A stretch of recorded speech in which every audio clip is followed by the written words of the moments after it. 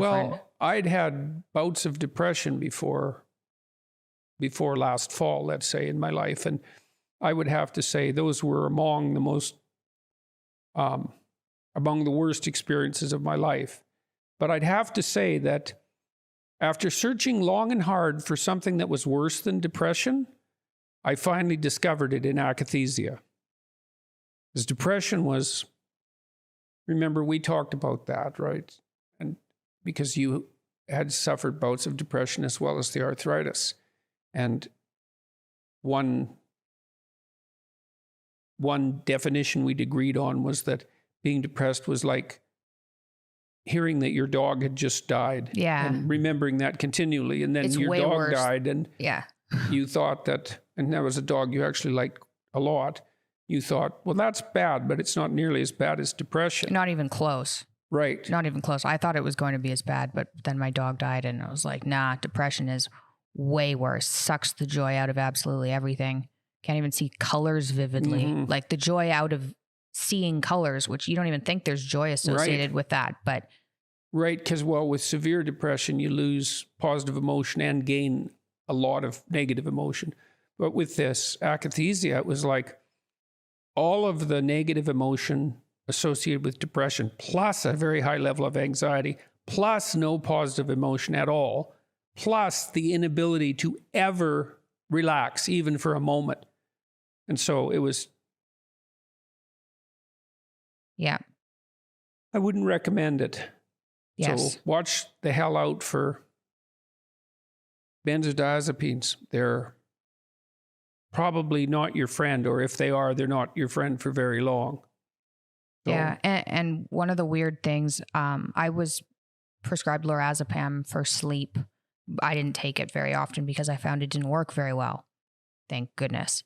But the funny thing about them, especially at a low dose, is they don't, or they didn't for me anyway, induce any type of euphoria. So when you take an opiate, when I took the OxyContin, I didn't like it, but there was some sort of high that had to do with the pain medication. But with the Lorazepam, there was just an absence of something. Mhm. So I think it's probably a sneakier drug to be on, right. because Well, I think that's partly why I didn't notice what it was doing to me too, is that there was no immediate effect in the day of taking it. I mean, I stopped having that terrible reaction that we attributed to food.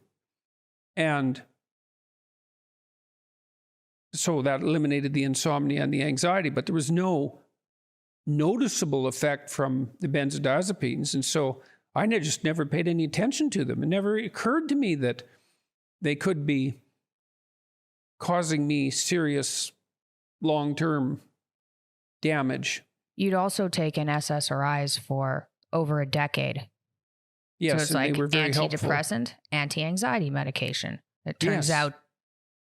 out those are not the same medications Well, at and all. I even knew that to some degree because I knew that SSRIs, the antidepressants, were much more effective long-term treatments for panic disorder than benzodiazepines. You know, but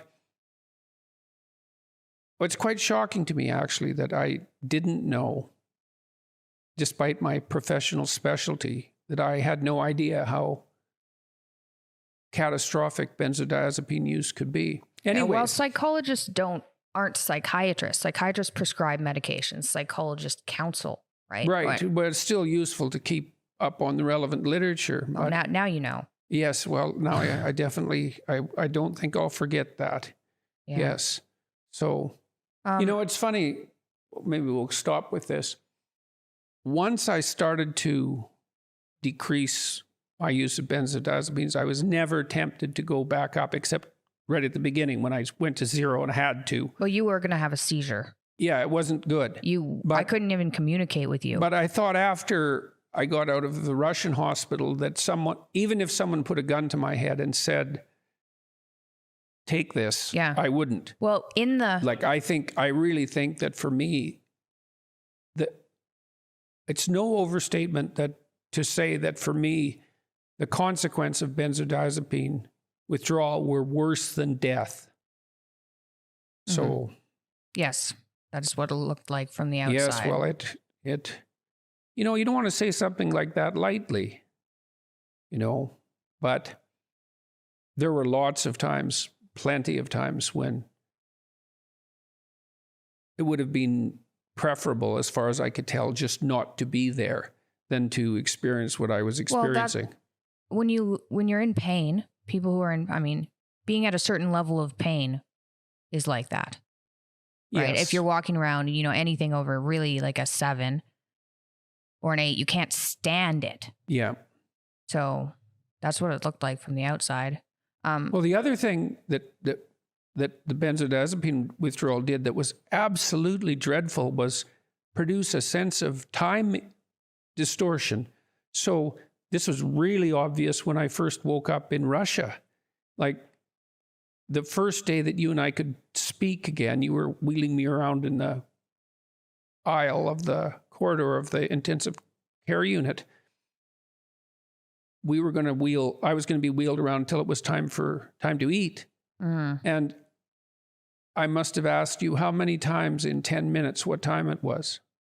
Probably every 45 seconds. Yeah, probably something like that. Yeah. And that's because for me, it felt like, you know, a substantial amount of time had passed, an hour or 2 hours, something like that, some terrible amount of time. And so not only was I in pain and experiencing extremely high levels of anxiety, the duration of time had extended so that it was really unbearable. It was like the days were just lasting forever. And that actually disappeared quite a bit as the akathisia disappeared. And it isn't the case now, thank God, but it was brutal. It's funny, even now, you know, because it's somewhat stressful to have this conversation, I can feel if I lift up my eyebrows a bit, like you might when you're interested in something. I can feel the tremors in my forehead, and that's partly stress-induced. So we should probably stop talking. Yeah, okay. We can call it a day. Yes. Well, it was good to be able to sit here and have this conversation. We're going to go eat a steak. That's the theory. Okay. All right. Well, thank you for talking with me. Well, thanks for being here. It's been a hell of a year. Thanks for your help, too. Yeah, well, I wasn't going to give up. And now we're in Belgrade and seem to have found an answer. Thank God.